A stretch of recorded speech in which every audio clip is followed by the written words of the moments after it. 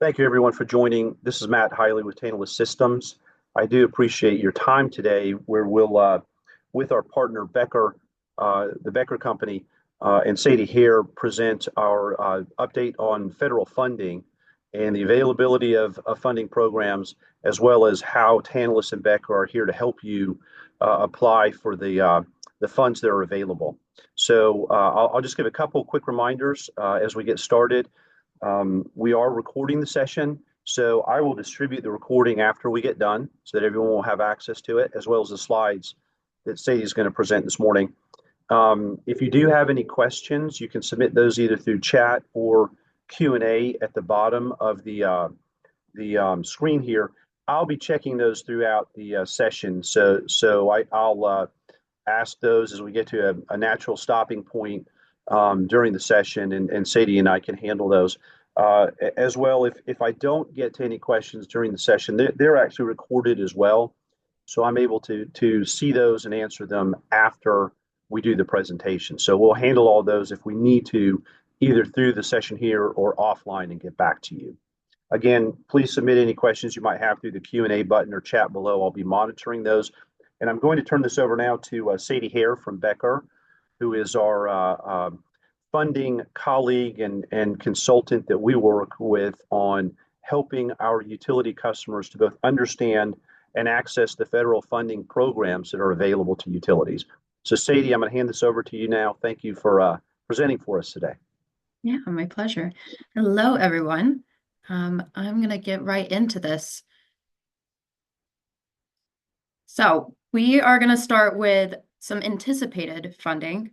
So these aren't out yet, but this one in particular, it's the GRIP program. This is going to be the third round. This will be out in spring of 2025. I don't know how it's going to differ from the first two rounds. That's something that we will find out in the spring. But there are three funding mechanisms for this program. The first one is focused on resiliency. The second one is for grid investments. And the third one is for upgrades. So again, those numbers also are very different from each other. The first one is 2.5 billion. 3 billion for the second one, and then third one has 5 billion total, which is 1 billion per year. And they are very, very popular right now within the community. Everybody wants the GRIP funds, very competitive. So they have had a ton of people apply to these programs. And they didn't change anything from the first to the second round, but I think that they're going to probably do something different for the third round because there's been so many people applying to it. It's a very exciting one. And it has a state component. So a lot like the federal component, each state has a state grid resilient grant. It's very, very similar to the GRIP program, but it is very focused on resiliency efforts. There are some states where it has come out. There are some states that are on their second or third rounds. Some states haven't opened their programs yet. The states who haven't opened their programs yet are kind of combining the years together to make the pot, the award larger. That way, it's less competitive, and you have more to go after. But again, some states are on their second rounds, third rounds, and we're tracking all of the states. So if there is a state that you're interested in, I'm happy to provide the state program for you. Sadie, there is a question that came in about GRIP, Okay. and the question was if an entity, utility, has already applied in the past to round one or two. Mhm. Do you have any perspective on how should they be applying for GRIP 3 if they didn't receive any funding through GRIP 1 and 2, and any guidance on how they should apply differently or anything that they should focus on to actually get an award versus not? Yeah. So if you applied and you were not successful, I don't know if DOE is providing feedback or debriefs on, programs. We are happy to help facilitate setting that up. Since this GRIP program is not out yet, now is a time to request a debrief from DOE. And something that we do to kind of make it more successful is we gain letters of support from your congressional delegation. So those letters of support go in after the application is submitted, and that increases your chances by 50%. So I would suggest, coming to us, letting us provide that letter of support. We draft it up ourselves. And then once you have that letter of support, it is then sent from the congressperson's office directly to DOE. And it really does help. As far as verbiage goes, again, I would request that debrief. If you would like for us to do it, I'm happy to. And if you would like for me to review your application materials, I'm happy to do that as well and provide my own feedback. Thank you. Of course. All right. So to this one is currently out. Um, this is a current opportunity. The last round closed the next day the new round opened. Um, you have a lot of time for this one, but it is very, very particular. It is for 10,000 or fewer people.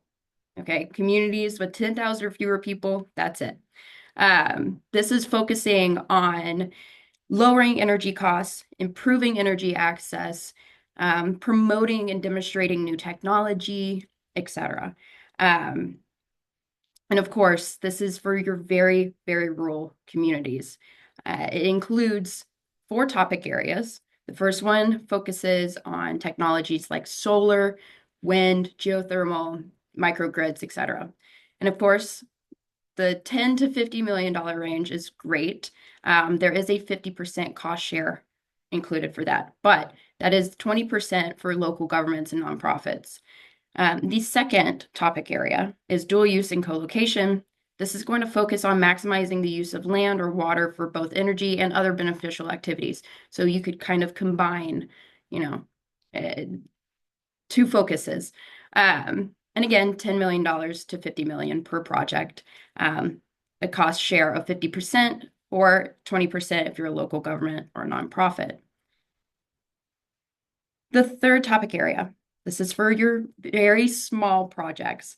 So it's got to be very community centered. So this is going to be driven by your local communities. And with a smaller project, you get a smaller award. So that's $2 to $10 million per project.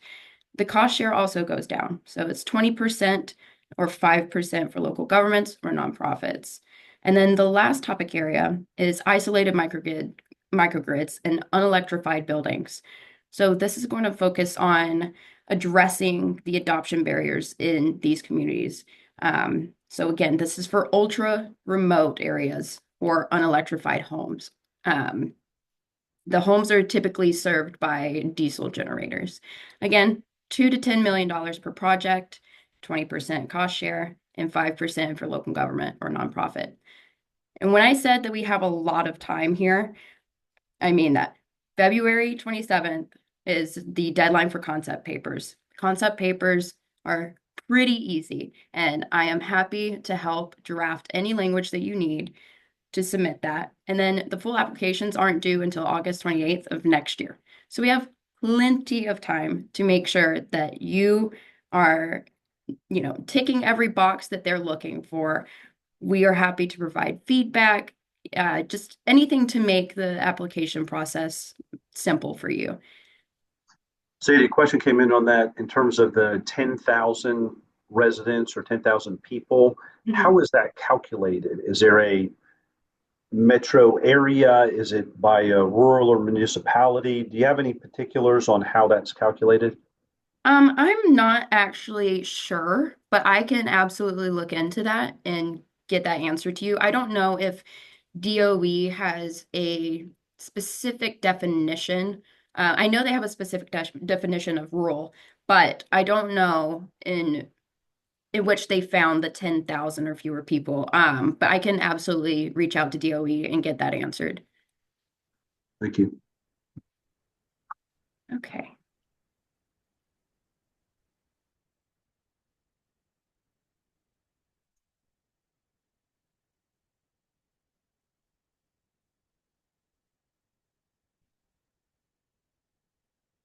You're on mute, Sadie.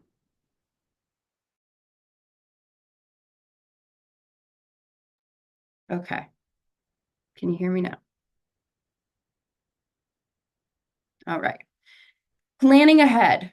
This is earmarks. This is my favorite part of my job. So earmarks are funds that go back to the your local community. So members of Congress, they request 15 projects. That's it. That's where they're capped out at. Sometimes they won't even request 15, but they can request up to 15. Um, Typically like to see it stay within the $1 million range. Um, just because that it's a competitive process.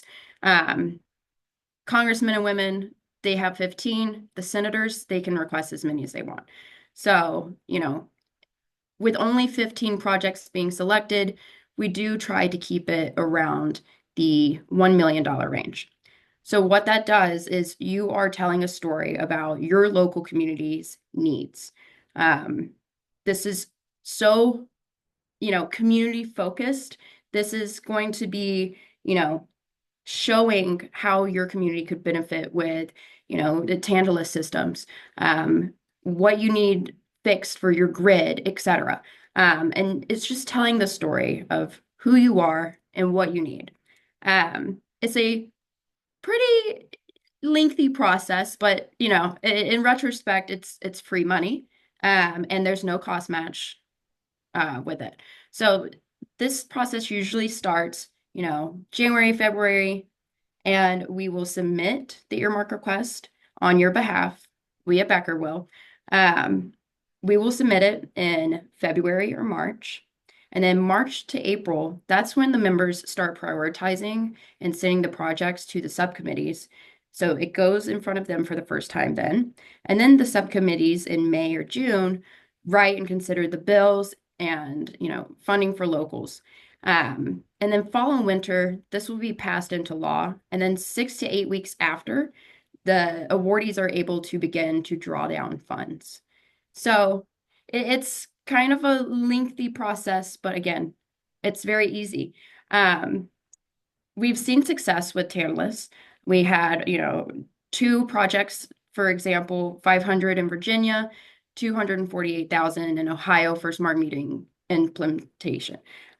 This is, again, very, very simple. You do not need to do anything other than provide me with your community benefits and needs, and I will handle the rest. So I will take that language you provide, I'll draft, the narrative language, submit the request, and then I will go and meet with your congressional delegation to make sure that they are aware and they, if they have questions, I will answer that. If I need to get you on a call with them, I'm happy to do that as well. So again, very simple process. JD, in terms of these different programs, it sounds like for the earmark, your application is somewhat free form. It's you present, here's what we're looking for the rural program, um, and the GRIP. Are there more formal template applications that folks need to go through? Yeah, so earmarks versus standard grants. Standard grants, you're going to have paperwork. You're going to have to show, a breakdown of budgets. You're going to have to show, X, Y, and Z. There's a lot more to applying to a grant than there is earmarks. So earmarks, again, we just have to see a budget and a story. Whereas, the grants, they're more technical. So there's a lot more involved. They are quicker, but it's a lot upfront that you have to do. And are there differences in that story? So, what we've heard somewhat in the past is that awardees typically had a focus or were able to enunciate um, for example, jobs in the community that an effort created, or the equitable nature of an award or an application. Is that similar throughout the different programs, that those are kind of qualitative measures that should be focused on versus direct benefit from, a Tantalus solution? I would say a little bit of both. I think, and I will say probably under the new administration, they're going to be really looking at job increase. So if, you're needing X, Y, and Z, but you're adding jobs into that, they're gonna love to see that. However, telling the story of why you need it and et cetera, how it's going to benefit the community, that's also a really strong element to this as well. So I would say kind of both. Okay, thank you. And again, we are here to help. Um, every step of the way, if you are applying to a standard grant and you don't know what a financial form means, I will gladly sit on a call with you and figure that out with you. You know, we want to make this as easy as possible, and our service is completely free. It's complimentary of Tantalus. So you do not have to pay us, you do not owe us anything. We're here to help you, no cost to you. So again, we draft narrative language, provide feedback. We'll walk you through the application in detail so that the application process is smooth. And again, after the application is submitted, we will then draft up that letter of support, send it to your congressional delegation. Once it's signed, that member will send the letter to the federal agency directly. So you do not have to do anything on your end for that. It goes to them. And then again, it increases your chances of success by, if I had to put a number, probably 50%. So it's very, it's very important to have letters of support. And again, if you did not see success in a grant before, I really strongly encourage you to get letters of support from your congressional delegation. If you don't know how to do that, I'm here to help you. So, and that's it. Couple questions came in, Sadie. One is, are you familiar with, or are there Buy in America requirements relative to these programs? Yeah, for the rural or remote areas program, I do believe that that is a component, and I can get that information to you. I will say, with the change of administration now, that component will likely not be as big of a factor. Um, it'll change. I don't know what that's going to look like yet. But I think the role in remote, I can definitely grab what that looks like. And Grip will have that as well. If you would provide those specifics, that'd be great. My own sense is that even when there are those requirements, there are typically workarounds to, and even applications to say the products I'm using from a technical perspective, there's going to be some componentry coming into the U.S. from outside that enable you to address those, and we'll figure that out per program and let you all know. I'll just say thanks, Sadie. Let me see if any other questions. Yeah. As you go through it, I wanted to just make sure that the folks on the line understood. Number one, reaching out to Sadie or Amanda Becker, I'm sorry, Amanda Wood, who's also at Becker, is fine. You can go through me as well, or your Tantalus representative, who we're pretty closely engaged with them on a regular basis and can get them involved. So that's the bet. Whatever works. I mean, you can reach out to me or your account rep to set up a conversation with Becker. My own sense is that in addition to the solutions that Tantalus brings to market, and I think about those as whether it's AMI or some of the newer solution sets that address resiliency, outage, preparation for storms. We have some great solutions that will be applicable towards the programs beyond AMI. So I'm thinking about analytics, TrueFlex Protect, SCADA systems, outage management.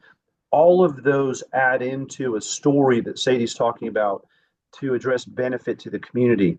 I have heard again that we want to be sure to throw in or mention as appropriate our ability to address jobs in the community, retention of individuals in the community, or attraction of new folks coming in to work on our system or on some of the benefits that the system can provide. So we can work with you on the specifics around that. Tantalus has made some applications with Becker in the past, and clearly we can use those as appropriate for a template as you think about making your own application. I do think, as Sadie went through, we've had some learning. as to what's happened in the past, both from our own applications, but in general. So Becker and Tantalus have been through some of the debriefs that Sadie mentioned so that we can understand what worked or maybe wasn't as effective as possible as we made with our utility customers' applications. Couple other items. Let me make sure we got to these. We had a question about how to get in touch. We got that. Um, what is happening in terms of are you aware of any changes that will happen based on the new administration coming in? Are there thoughts or comments as to how some of these programs might change? Yeah, so I've had this question a lot, and of course, we're not going to know for sure until we see it. But I will say, a lot of these grant programs have focused pretty heavily on like Justice 40, and I think that kind of the prioritization, the awards are going to change on what they're looking for. I think it's going to be less prioritized for things, like solar, clean energy. I think it's going to really shift over into a different focus. So that's really going to be, showing that job growth and the community benefits in that way. But again, we won't know until we see, and it's going to be an interesting one. I know a lot of people have been nervous about the energy side of things, but I don't think you have anything to worry about. Okay, Sadie, I think we've got all of our questions. If not answered, we know that we need to get a few and get answers back to folks. Um, I'll just make one last comment for the thank you for the folks joining on the line here. I would say that sometimes programs like this or an effort like this can feel either confusing or you don't know where to apply or how to apply. Please use us to help you to manage that. These are dollars and funds that have been set aside for exactly the purposes or many of the purposes that you all are looking to resolve for your communities. We should be working with you. Hopefully, you're going to be working with us to apply and address those. Um, we have a really good handle on the programs themselves and the application process. Now, there's some changes with the new administration, and we'll address those when those come around. My own sense is over the past couple of years in looking into this, there's sometimes a concern that it takes too much time or it's resource draining to make the application. I do not think that's the case. And with Sadie, Amanda, and others from Becker helping, we're going to make that as seamless as possible for you. That said, Sadie, thank you. Thanks for the folks that have joined on the line. I have recorded this and we'll send it out afterwards. If you do have any questions that come up after we get off of the session here, you can either write me directly or follow up and reply to the email that I send with the link to the recording. Thanks for your time today, and I hope you have a great rest of your Wednesday. Thanks, Sadie. Thank you.